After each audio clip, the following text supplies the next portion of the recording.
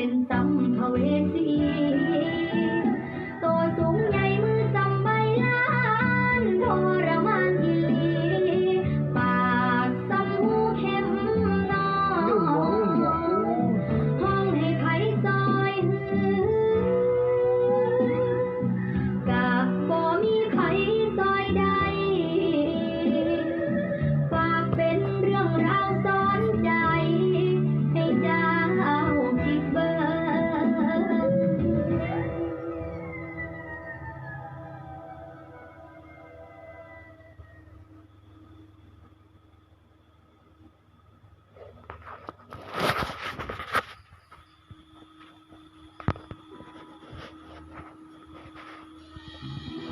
ฉันลงกันทะเลมันไม่พงมันไม่แพ้ไม่เม็ดแดงแดงอย่าไปลองกันมันเติมพีสวัสดีครับสวัสดีครับ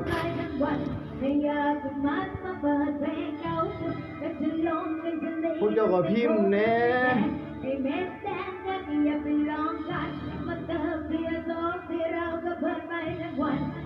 ตุ่มหู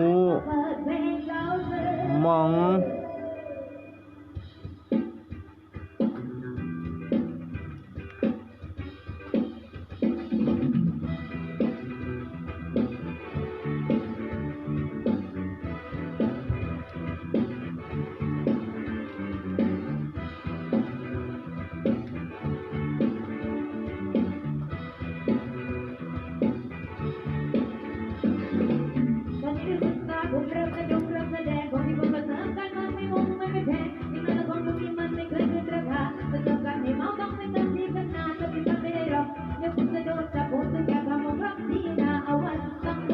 พอดีผม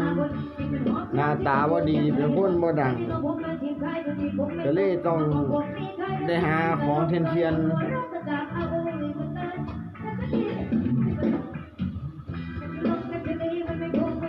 ฮ็ดหยังก็ผิดหมด